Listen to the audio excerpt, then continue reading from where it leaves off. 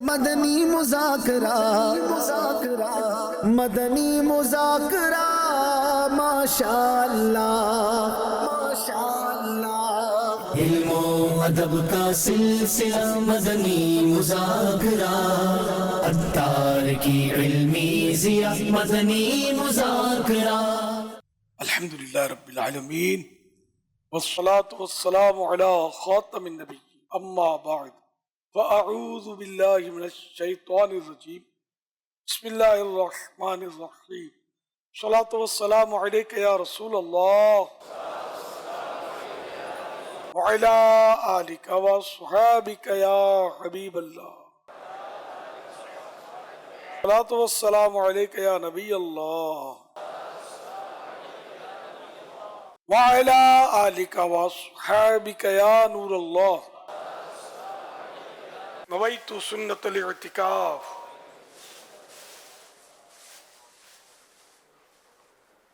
جب کبھی مسجد میں داخل ہونے کی سعادت ملے، اعتکاف کی نیت ضرور کر لیا کریں۔ اعتکاف کی نیت دل میں کرنی ہے۔ نیت دل کے ارادے کو کہتے ہیں۔ زبان سے کہا دل میں نیت نہیں تھی تو نیت نہیں ہوتی، اور دل میں نیت ہوتے ہوئے زبان سے کہہ لیں تو اچھا ہے، مزید بہتر ہے، ثواب ملے گا۔ یاد رکھیے، مسجد میں کھانا پینا، سونا، سحری، افطار، آب زمزم شریف پینا، دم کیا ہو، پانی میں نیاز کرنا اسی صورت میں جائز ہوتا ہے جبکہ اعتکاف کی نیت کی ہو۔ اب ٹائم آ گیا افطار کا، نیت نہیں کی تھی مسجد کے اندر، تو اب افطار کر نہیں سکتے مسجد میں۔ ہاں، نیت کر لیں اعتکاف کی، اب کر سکتے ہیں۔ تاہم مناسب یہ کہ اعتکاف کی نیت ثواب کے لیے کریں، کچھ ذکر و درود کر لیں، چاہے تو 12 بار درود شریف پڑھ لیں، اب بے شک افطار وغیرہ کریں۔ اگر پہلے سے داخل ہوتے وقت نیت کر لی تھی تو ظاہر ہے کچھ نہ کچھ نماز، درود، سلام کچھ بھی آدمی کرتا ہے۔ اب نئے سرے سے 12 بار درود شریف پڑھنا یہاں مراد نہیں ہے، پڑھیں تو منع بھی نہیں ہے، لیکن افطار میں تاخیر بھی نہیں ہونی چاہیے۔ ویسے بھی اگر افطار میں تاخیر ہو تو پھر پہلے افطار کرنا چاہیے، اعتکاف کی نیت کر کے افطار کر لیں اگر تاخیر ہو، کیونکہ افطار میں تاخیر جو ہے نا یہ منع ہے۔ مستحب یہ کہ جیسے وقت یقینی طور پر سورج ڈوب جائے، یقینی طور پر تو افطار کر لینا چاہیے۔ صلو علی الحبیب صلی اللہ علیہ محمد۔ فرمان آخری نبی صلی اللہ تعالی علیہ وآلہ وسلم، جو قوم کسی مجلس میں بیٹھے، اللہ پاک کا ذکر اور نبی صلی اللہ علیہ وسلم درود شریف نہ پڑھے تو قیامت کے دن جب اس کی جزا دیکھیں گے تو ان پر حسرت طاری ہوگی، اگرچہ جنت میں داخل ہو جائیں۔ صلو علی الحبیب صلی اللہ علیہ محمد۔ 1446 ہجری کے رمضان مبارک کا الحمدللہ آج پہلا روزہ نصیب ہوا، عصر کی نماز کی سعادت ملی، اور اب غروب آفتاب تک کچھ نہ کچھ سلسلہ رہے گا مدنی مذاکرے کا اور دعا افطار وغیرہ کا انشاءاللہ الکریم۔ صلو علی الحبیب صلی اللہ علیہ محمد۔ آپ سوالات کیے، سوال کا جواب وہ بھی بالثواب، یعنی درست دے پاؤں یہ ضروری نہیں، بن پڑا عرض کرنے کی کوشش کی جائے گی، بھول کرتا پائے فوراً میری اصلاح فرمائیں، مجھے آئیں بائیں شائیں کرتا اپنے کہے پر بلا وجہ اڑتا یا ضد کرتا نہیں، بلکہ شکریہ کے ساتھ بھول ہونے کی صورت میں قبول کرتا پائیں گے انشاءاللہ الکریم۔ صلو علی الحبیب صلی اللہ علیہ محمد۔ اسلام ہمیں عاجزی اور انکساری کا درس دیتا ہے۔ کہا جاتا ہے کہ اگر زندگی میں کامیاب ہونا چاہتے ہو تو اپنی ویلیو کو بڑھاؤ۔ ایک عام ملازم جب تک اپنے کام میں مہارت نہیں حاصل کر لیتا اس کو کامیابی حاصل نہیں ہوتی۔ ایک اچھا بزنس مین جب تک اپنی ساخت یعنی گڈ ول کو اچھا نہ بنا لے تب تک کامیاب نہیں ہو پاتا۔ ایون کہ ایک عالم دین جب تک اخلاق اور اپنے علم میں مہارت حاصل نہ کر لے اس کے لیے بھی کامیابی مشکل ہے۔ تو یہ ارشاد فرمائیے کہ اپنی ویلیو کو بڑھانا اور عاجزی انکساری کیا یہ مترادف تو نہیں؟ اگر نہیں تو ارشاد فرمائیے کہ کس طرح ہم اپنی ویلیو کو بڑھا سکتے ہیں۔ دونوں میں مینج کرنا پڑے گا۔ پہلے تو وہ تلفظ کے لیے انکساری لفظ جو ہے نا یہ اہل لغت کے نزدیک غلط ہے۔ انکسار جیسے عجز و انکسار، تواضع، عاجزی، یہ درست. خیر، تو اب ویلیو بڑھانا، یہ کیوں بڑھانا چاہتا ہے ویلیو، یہاں دیکھا جائے گا. اگر ماں باپ اپنی اہمیت اولاد کی نظر میں اس لیے بڑھانا چاہتے ہیں کہ ان کو ماں باپ کی اہمیت پتہ چلے کہ ماں باپ کی شریعت میں کیا کیا مطلب ہے کہ احکام ہیں، ان کی خدمت کرنی ہوتی ہے، ان کی تعظیم کرنی ہوتی ہے، وغیرہ وغیرہ، ٹھیک ہے نا. اور یہ نافرمانی کے گناہ سے بچے میرا بچہ کے دل میں. یہ اس لیے اگر ویلیو بڑھاتا ہے، اہمیت یا حب جا بھی یہ یہاں جائز ہوتی ہے اس ضرورت کے تحت. ماں باپ اسی طرح استاد شاگرد کے ذہن میں اپنی اہمیت اس لیے بڑھاتا ہے تاکہ یہ پڑھ کر یہ بھی، جیسے حضرت عالم ہے تو یہ بھی چاہیں گے کہ یہ بھی عالم بنے. اس لیے ویلیو بڑھانے کے لیے کوئی جائز صورت اختیار کرتے ہیں، تو یہ بھی جائز. تحدیث نعمت کے لیے اپنی کوئی ایسی چیز کرتا ہے جس کو یعنی کہ تعریف کہا جائے، اپنے منہ سے کوئی تعریف کرتا ہے، لیکن نیت یہ کہنے کو نہیں میں تحدیث نعمت کے لیے کروں. تحدیث نعمت میں عوام سمجھتے بھی نہیں کہ ہوتا کیا ہے. یعنی اللہ کی نعمت کا چرچا. الحمدللہ مجھے یہ توفیق ملی کہ آج میں نے رمضان کا روزہ رکھا. یہ میں نے تحدیث نعمت کے لیے سے کہا اللہ نے مجھے نعمت دی، میں بیمار ہوتا نہ رکھ پاتا تو اب نیت تحدیث نعمت، یعنی تحدیث نعمت میں نعمت کا تذکرہ بھی یوں کہ چرچا.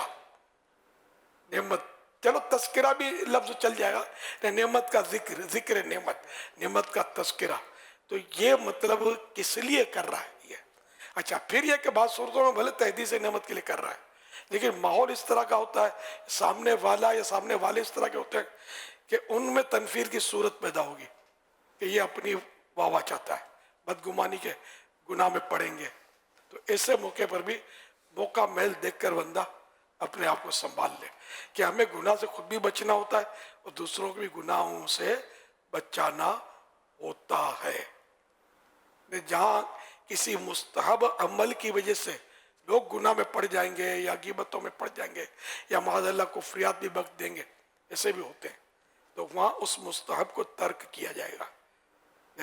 مستحب ترک کرو اور لوگوں کو جہنم سے بچاؤ، گناہ سے بچاؤ، بدگمانی سے بچاؤ. تو یہ موقع کی مناسب سے ہوتا. اس طرح کے معاملات جو بھی، اس کے لیے علم دین چاہیے سر. اب یہ میں نے دو باتیں کہہ دی اور بعض الفاظ بھی ایسے کہ جو جسے تحدیث نعمت میں نے وضاحت تو خیر کوشش کی ہے کرنے کی، لیکن یہ ایک تعداد ہوتی ہے جن کے لیے یہ نئے الفاظ ہوتے ہیں، پلے ہی نہیں پڑتا کہ بول کیا رہا ہے. بعض اوقات ایسے موقع پر مائک سسٹم ڈسٹرب کرتا ہے کہ آواز نہیں پہنچتی.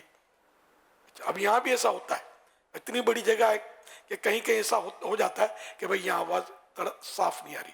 تو اس میں جو سمجھدار آدمی ہوگا وہ خود اس کو مینج کر لے گا، یہ گھومے گا پھرے گا کہ یار آواز کہاں صاف آتی ہے، پھر وہاں جا کر یہ اپنا آسن جمائے گا. یہ آپ کے مجھے یاد ہے کہ مدنی پھول دے دیا. اگر کہیں آپ محسوس کرتے ہیں کہ یار یہاں یہ آواز تو ٹکرا رہی ہے، ڈبل ہو جاتی ہے، سمجھ نہیں آ رہی، تو آپ آئندہ کے لیے اپنی کو اور جگہ بیٹھنے کے لیے فکس کر لیں. اب آپ کو اگر یہ حرص ہے کہ جو بولتا ہے میں اس کو دیکھا کروں سنا کروں، اگر دونوں ساتھ بن نہیں پڑ رہا تو دیکھا کروں کو ترک کر کے سنا کروں پر آنا چاہیے. سنا کروں سے علم دین حاصل ہوگا، دیکھا کروں سے اور بھی موقع ملتے ہیں دیکھا کروں پر عمل کے، ٹھیک ہے نا. تو اس لیے جس میں زیادہ فائدہ ہو وہ عمل کرنا چاہیے. تو یوں مطلب یہ کہ ہر کام کے لیے علم چاہیے. علم کے بغیر تقویٰ بھی نہیں ہو سکتا، پرہیزگاری بھی نہیں ہو سکتی، علم کے بغیر عبادت بھی نہیں ہو سکتی. اب نماز کا ایک مسئلہ پتہ ہی نہیں ہے، دو قبل 3 سجدے عقل سے سوچتا کہ یار 3 سجدے نا، سجدہ بھی اللہ کو کر لیتے ہیں، حالانکہ ہر رکعت میں 2 سجدے اور 2 ہی سجدے فرض ہیں. تیسرا کرے گا گناہ گار ہوگا، جان بوجھ کے تیسرا کر دیا تو گناہ گار ہو گیا. تو جو اصول ہے تو یہ پتہ چلے گا، تو اس کے لیے علم چاہیے نا. تو بغیر علم کے یہ بھی مشکل ہے کہ اپنی ویلیو بنانے جائے اور خواہ کا ریاکاری میں پڑ گیا. چلو ریا میں نہ بھی پڑا، حب جاہ میں پڑ جائے گا. ریاکاری تو صرف عبادت میں ہوتی ہے، لیکن حب جاہ تو بہت سارے معاملات میں ہوتا ہے. کہیں جائز ہوتا ہے، کہیں مذموم ہوتا ہے، کہیں ناجائز بھی ہوتا ہے حب جاہ۔ اس لیے مطلب یہ کہ سب کے لیے علم چاہیے، اللہ نصیب کرے۔ وہ عاجزی جو ہے نا، یہ مطلب جو انہوں نے کہا نا، عاجزی دی بیسٹ۔ عاجزی اگر حقیقی معنوں میں کر لے نا بندہ تو ویلیو خود ہی بن جاتی ہے۔ میرے آقا صلی اللہ علیہ وسلم کی عاجزی سب جانتے ہیں، تیری سادگی پہ لاکھوں، تیری عاجزی پہ لاکھوں، ہو سلام عاجزانہ مدنی مدینے والے۔ سرکار سے بڑھ کر کوئی عاجزی کرنے والا ہوا نہ ہوگا۔ اور ویلیو ہے کہ نہیں ہے نا؟ کیسی ہے؟ کائنات میں کسی کی نہیں ہے۔ ساری کائنات کی ویلیو ایک طرف، میرے آقا کی ایک لمحے کے کروڑویں حصے کی ویلیو ایک طرف، یہ بڑھ جائے گی ویلیو۔ اتنی ویلیو ہے، اتنی اہمیت ہے۔ ویلیو، وقار، عزت، اہمیت، ٹھیک ہے نا؟ تو اگر ہم عاجزی کو اپنا لیں گے، ویلیو کہیں نہیں جاتی، خود ہی آ جائے گی، قدموں میں آ کے پڑ جائے گی آپ کے۔ عاجزی بھی کرنا آنی چاہیے۔ ہمارے یہاں عاجزی زبان سے جو نفاق میں کبھی چلی جاتی ہے، کبھی ریا میں چلی جاتی ہے، کبھی کچھ تو کبھی کچھ، خالی الفاظ ہوتے ہیں، دل میں نہیں ہوتا۔ ابھی حقیر فقیر سراوا پر تقصیر، اور ذرا مزاج کے خلاف بات ہوئی تو 7 پشتے کھنگال ڈالیں گے اس کی۔ یہ کون سی عاجزی ہے؟ تو اگر فقیر بولتا تو فقیر ہو بھی تو۔ میں ایک مثال دیا کرتا ہوں، ایک بزرگ ہوتے تھے صوفی بشیر الدین رحمۃ اللہ علیہ، کچھ نہ کچھ کی زیارتیں کی ہے میں نے، وہ پرانے بزرگوں کی طرح بزرگ ہوتے تھے، اسلاف کی طرح، بہت پرانی بات ہے، دعوت اسلامی سے پہلے کی بات ہے۔ تو یہ کہا کرتے تھے، فقیر، فقیر 4 حروف ہیں فقیر کے، فا سے فاقہ، فقیر میں کیا کیا خوبیاں ہونی چاہیے؟ فا میں فا سے فاقہ، فا قاف یا را، 4 حروف ہے نا، تو فا سے فاقہ، کھانا پینا کم کھائے، کم از کم اتنا تو کرے۔ تو فاقہ، فا سے فاقہ، قاف سے قناعت، جو مل گیا، جو اللہ نے دیا، مزید طلب نہ کرے۔ ہم لوگ تو مطلب بوٹیاں لاؤ، آلو نہیں ہے، آلو لاؤ، گرم کر کے لاؤ، ہم بھی اچھے قناعت والے، بہرحال ہیں تو فقیر نہ۔ تو قاف سے قناعت، یا سے یاد الہی، اور یاد مال میں لگے رہتے ہیں ہم لوگ، تو یاد مولا نصیب ہو جائے تو کیا بات ہے۔ اور را سے ریاضت، اللہ کے دین کے لیے محنت، عبادت کے لیے محنت۔ ریاضت کے لفظی معنی محنت ہے نا، اور یوں محنت۔ تو یہ فقیر وہ ہوتا ہے کہ جس میں 4 صفتیں ہوں۔ ان بزرگ کا یہ ارشاد، اب چونکہ یہ شریعت سے ٹکراتا تو ہے نہیں، تصوف کی اسی طرح تعریفات بزرگوں کے اقوال سے طے ہوتی ہے، کہ کوئی کچھ کہتے ہیں، کچھ فرماتے ہیں، ہوتے ہیں، یہ ایتھینٹک بزرگ ہوتے ہیں اور اہل علم ہوتے ہیں۔ کوئی عام جاہل آدمی بول دے اس کی ویلیو نہیں ہوتی کہنے کی، ٹھیک ہے نا؟ تو علماء جو ہوتے ہیں ان کی ویلیو ہوتی ہے۔ تو بہرحال وہ بزرگ تھے، اب ان کی زیادہ تو مجھے تفصیلات پتہ نہیں ہے، لیکن میں ان کی صحبت کچھ مجھے اٹھائی ہے۔ بزرگ تھے، بہت پیارے بزرگ تھے رحمۃ اللہ علیہ۔ تو یہ میں نے آپ سے عرض کر دیا، ہم ہیں فقیر۔ فاقہ نام کو نہیں، ڈٹ کے کھاتے ہیں، یقین والے ایسا کھاتے ہیں کہ پیٹ بھر جاتا، دل نہیں بھرتا، مجبوری ہوتی ہے کہ اب ڈالیں کہاں، چورن ڈالنے کی جگہ نہیں ہے، ورنہ تو 2-4 بوٹیاں اور بھی سرکا لیتے، مال مفت لے بے رہے۔ یاد تو یہی ہے نا، سمجھے، بیٹھے بیٹھے کھا رہے ہیں، سمجھے۔ اچھا، اور پھر یاد الہی یا قناعت اور ریز ریاست، کچھ بھی نہیں، سمجھ ہی نہیں پڑتی ہوتا کیا ہے، مگر ہم فقیر، ساتھ میں حقیر بھی ہیں۔ اللہ کرے زبان و دل ایک ہو جائے۔ لیکن کوئی فقیر کہتا ہے، بدگمانی اس پر بھی نہیں کرنی ہے۔ یہ علماء عام طور پر اپنے کو کہتے ہیں فقیر، وہ صحیح کرتے ہیں، ہم نے ان کی ریس نہیں کرنی کہ یہ، اور ہم ان کی مطلب الٹرا ساؤنڈ یا اسکیننگ نہیں کرنی، تو ہم پھنس جائیں گے بدگمانیاں کر کے۔ یا شیخ اپنے اوپر دیکھیے، میں فقیر بول رہا ہوں، میں کیوں بول رہا ہوں، اپنے اوپر غور کروں۔ صلو علی الحبیب صلی اللہ علی محمد۔ مدنی مذاکرے میں امیر اہل سنت آپ سے یہ سوال ہے، بعض لوگوں میں ایک عادت دیکھی جاتی ہے، روزے دار کے سامنے سگریٹ پینا، اس کو یہ پتہ ہے کہ سامنے والے کا روزہ ہے، اس نے بتایا بھی ہے میرا روزہ ہے، آپ دور جا کے پی لو، لیکن وہ ادبد کے وہیں پی رہا ہوتا ہے، پھر ایک روزے دار اس سے ہٹ جاتا ہے سگریٹ والے کے سامنے سے۔ اس بارے میں کچھ مدنی پھول و چاہت فرمائیں کہ جو اول تو بلا اجازت شرعی کوئی روزہ نہیں رکھتا تو وہ گناہ گار ہے۔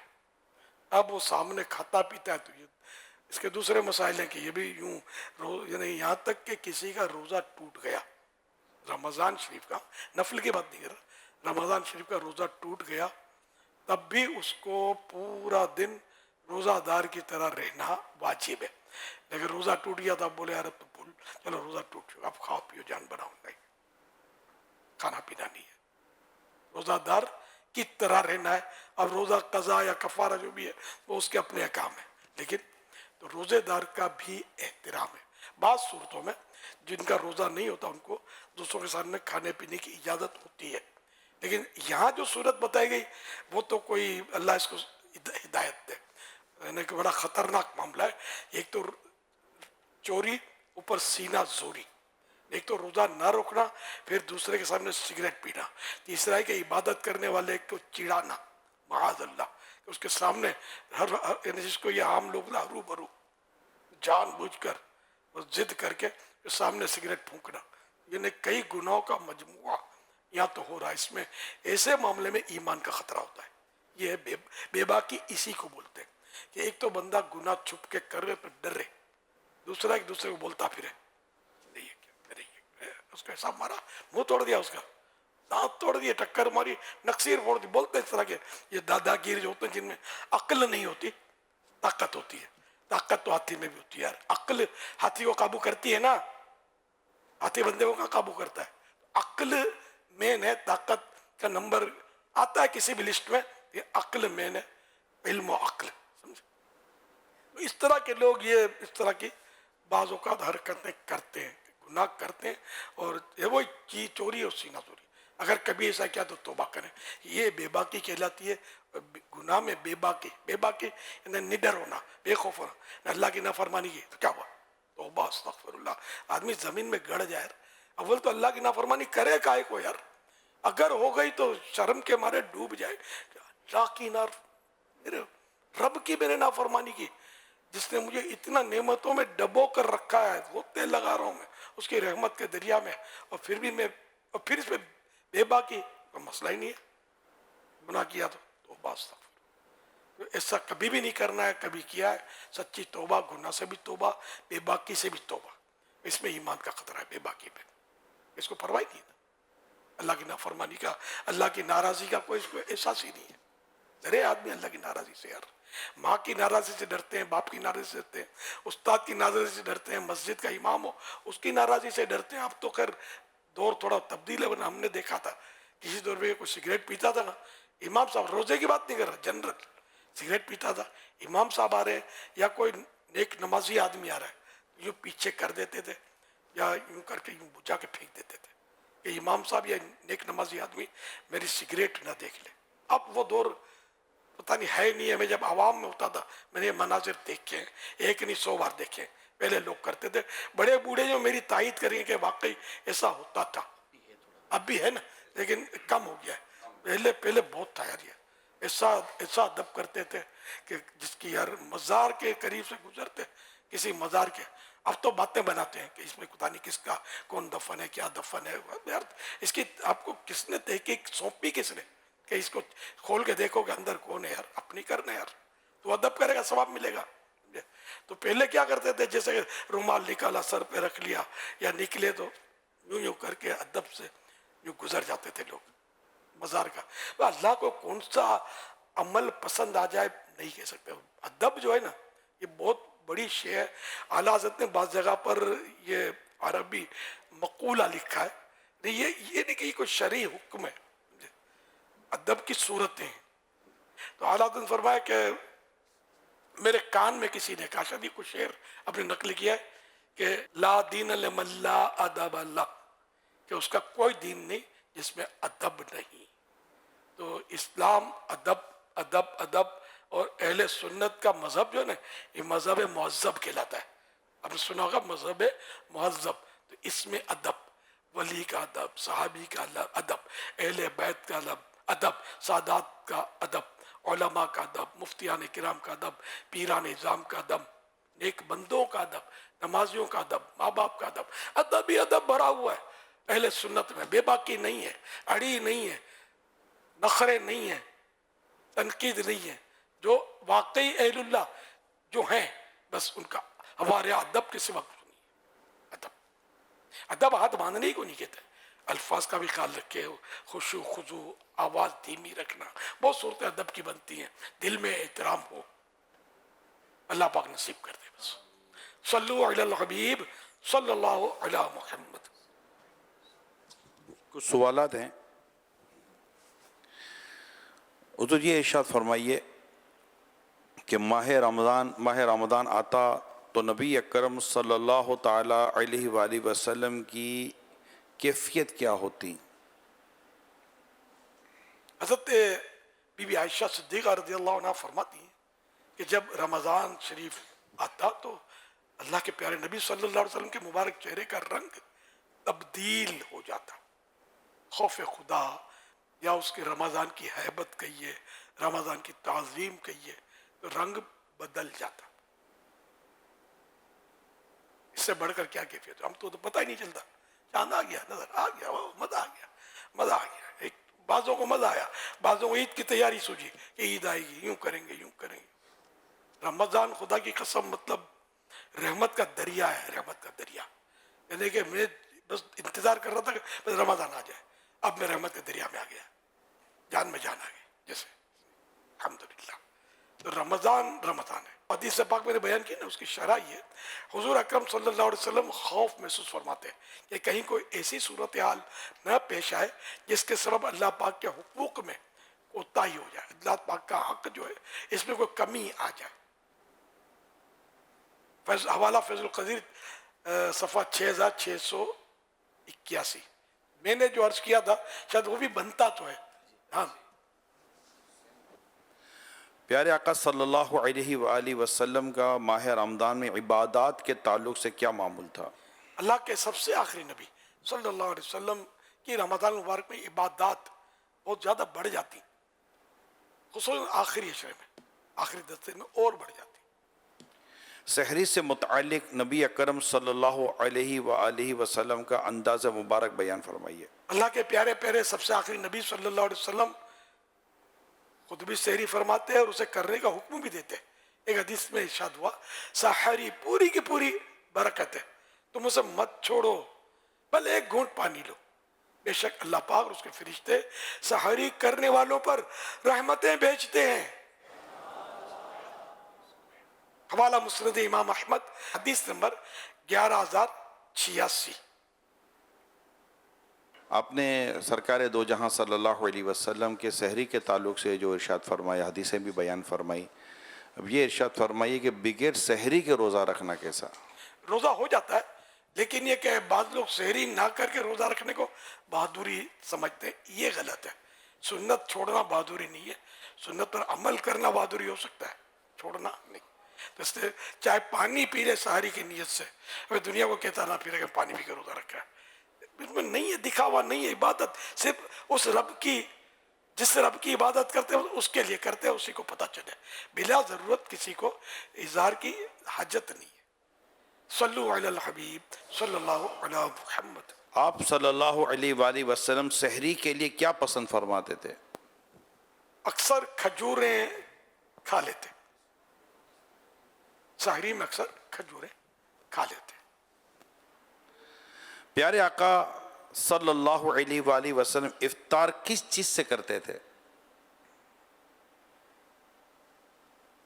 تازہ یا خشک کھجوروں سے افطار فرماتے ہیں، اور اگر نہ ہوتی تو پانی سے. نبی رحمت صلی اللہ علیہ وآلہ وسلم کی ماہ رمضان میں سخاوت کے متعلق کیا کیفیت ہوا کرتی تھی؟ جب ماہ رمضان تشریف لاتا تو اللہ کے پیارے پیارے آخری نبی صلی اللہ علیہ وسلم کی سخاوت بڑھ جاتی، اور تیز ہوا سے بھی بڑھ کر رائے خدا میں خرچ فرماتے. یہ بخاری شریف کی حدیث ہے. یہاں مفتی احمد یار خان رحمۃ اللہ علیہ نے بڑی ایمان افروز شرح فرمائی. فرماتے ہیں قرآن کریم نے حضور اکرم صلی اللہ علیہ وسلم کو کریم یعنی سخی داتا فرمایا. کریم کے معنی سخی داتا بھی ہوتے ہیں. ماہ رمضان میں تو کسی کو کسی طرح رد فرماتے ہی نہ تھے. جنت مانگنے والوں کو جنت، رحمت کے سائلوں کو رحمت مانگنے والوں کو رحمت، خود حضور سے حضور کو مانگنے والوں کو اپنی توجہ کرم، مال مانگنے والوں کو مال، اعمال کمال، لقائے ذوالجلال نے اللہ پاک کا دیدار، غرض ہے کہ جو بھی مانگنے والا مانگتا تھا منہ مانگی پاتا تھا۔ بعض عشاق اب بھی حضور صلی اللہ علیہ وسلم سے رمضان کریم میں ہر چیز مانگتے ہیں۔ مسلمانوں کو بھی چاہیے کہ رمضان میں بہت سخاوت کریں کہ یہ سنت رسول ہے۔ تو اللہ پاک نے ہمارے نبی کو بہت نوازا ہے، تو جو مانگو حضور دیتے ہیں، مانگنے کا شعور دیتے ہیں۔ تو یہ ہمارا ایمان ہے کہ جو بھی حضور پاک ہمیں دیتے ہیں اپنے رب سے لے کر دیتے ہیں صلی اللہ تعالی علیہ وسلم۔ ماہ رمضان میں نبی اکرم صلی اللہ علیہ وآلہ وسلم کی دعا کا انداز کیسا تھا؟ جب ماہ رمضان تشریف لاتا تو بکثرت زیادہ دعائیں مانگتے اور خوب دعا میں گریہ و زاری کرتے، یعنی روتے۔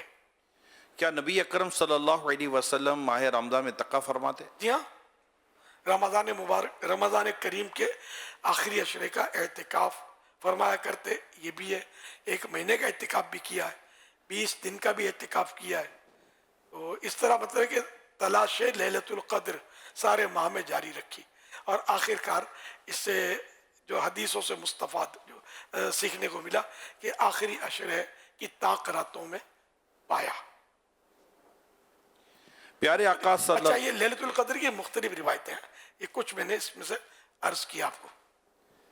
نبی اکرم صلی اللہ علیہ وآلہ وسلم کا ماہ رمضان میں تلاوت کا انداز کیسا تھا؟ رمضان کریم کی راتوں میں حضرت جبریل علیہ السلام بارگاہ رسالت میں حاضر ہوتے ہیں، اور ان سے حضور صلی اللہ علیہ وسلم قرآن کریم کا دور فرمایا کرتے، یعنی قرآن کریم سناتے اور ان سے سنتے۔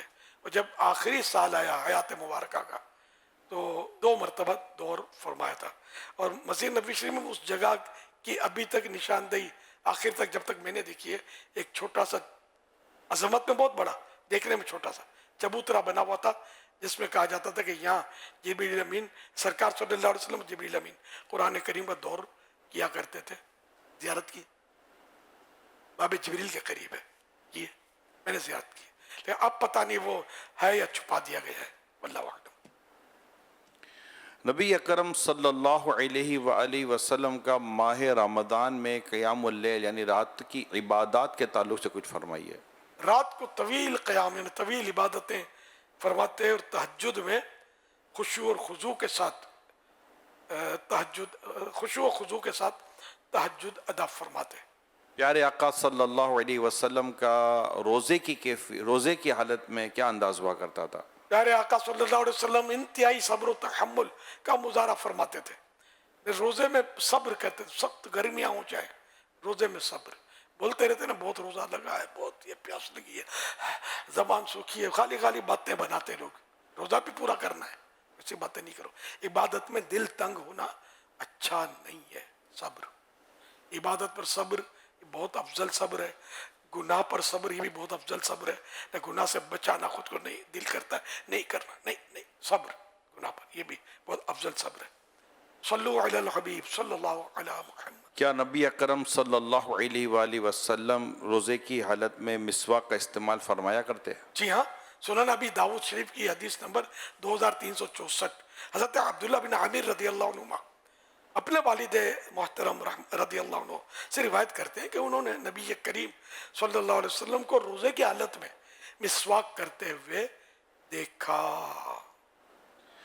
ابن ماجہ حدیث نمبر 1677 میں ارشاد ہوا، روزے دار کی بہترین عادت مسواک کرنا ہے۔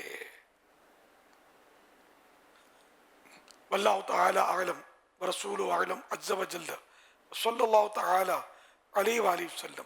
پیارے آقا صلی اللہ علیہ وآلہ وسلم نے کیا شب قدر کے تعلق سے کوئی خاص دعا کے متعلق بھی ارشاد فرمایا؟ ام المومنین حضرت بی بی عائشہ صدیقہ رضی اللہ عنہا نے بارگاہ رسالت میں عرض کی، یا رسول اللہ صلی اللہ علیہ وسلم اگر مجھے شب قدر کا علم ہو جائے تو کیا پڑھوں؟ فرمایا اس طرح دعا مانگو، اللهم إنك عفو تحب العفو فاعف عني. صلوا على الحبيب صلی اللہ علیہ وسلم. احمد منیر اتاری عرض کر رہا ہوں، سیدی امیر اہل سنت کی بارگاہ میں میرا سوال عرض ہے، تراویح کی نماز 2 رکعت کر کے پڑھنا افضل ہے یا 4 رکعت کر کے؟ برائے کرم جواب ارشاد فرما دیں. 2 رکعت کر کے. صلو علی الحبیب صلی اللہ تعالی علی محمد صلی اللہ علیہ وسلم. مدنی مذاکرہ مدنی مذاکرہ ماشاء اللہ ماشاء اللہ. علم و ادب کا سلسلہ مدنی مذاکرہ، عطار کی علمی ضیاء مدنی مذاکرہ.